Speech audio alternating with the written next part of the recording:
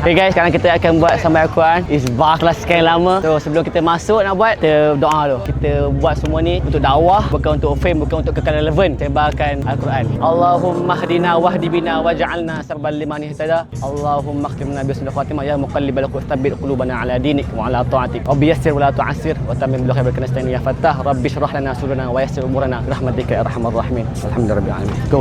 Bismillah. Kita buat Al-Quran dapat RM50. Itu. Semua Al-Quran dapat RM50. Let's go. Kita melawat kedai-kedai. Tenang. Alamak, bukan hari ni kot. Tapi aku happy dengan kau. Kau konsisten solat Jumaat subuh tu. Berapa hari dah? Jangan cerita malu. Enam begitu orang supaya kau nak encourage juga orang lain juga. Agaran 30 40 hari. 30. Nabi SAW cakap siapa yang solat 40 hari berjemaah akan terhindar daripada sifat munafik. Sumpah. Tapi Aku munafik lagi dah aku rasa. tak apa, itu semua Munafik dengan kawan okey je. Lagi dengan hari kena hari. Hari aku tak suka tanya. Biar agak. Dah. Okey, nama siapa? Nama saya Ahmad Aslam. Sekarang apa? Sekarang tengah study dekat Universiti Kebangsaan Malaysia. Tadi Aslam cakap dia hafiz 30 juzuk. Aku kalau dah hafiz ni, Kalau hafiz ni settle lah. Daripada 30 tu mana yang kau paling lancar? Paling lancar suku pertama lah, paling lancar. Kira apa? Sekira 10 juz awal lah. Boleh lah? Boleh insya-Allah. Syahadah. Alhamdulillah. weh.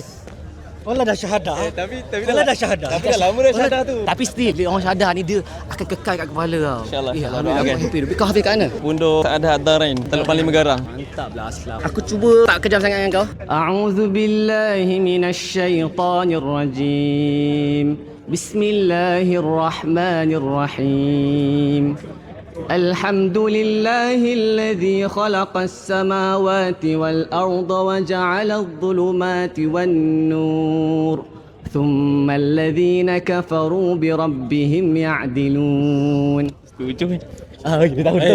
أعوذ بالله من الشيطان الرجيم بسم الله الرحمن الرحيم الحمد لله الذي خلق السماوات والأرض وجعل الظلمات والنور ثم الذين كفروا بربهم يعدلون هو الذي خلقكم من نفس هو الذي خلقكم من طين ثم قضى أجلا فأجل وأجل مسمى عنده ثم أنتم تمترون وهو الله في السماوات والأرض وهو الله في السماوات وفي الأرض يعلم سركم وجهركم ويعلم ما تكسبون. Masya Allah. Sadaqallahul azim.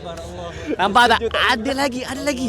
Maksudnya apa? Kau kena ulang lagi. Betul. Itu satu tanda dia. Dia kena rajin lah. Tahniah. Orang pertama kita. Sini RM50. Okey, terima kasih. Thank you Aslam. Walaupun tak lancar. Mantap dah. Okey. Mantui. Okey, bantu. Ya.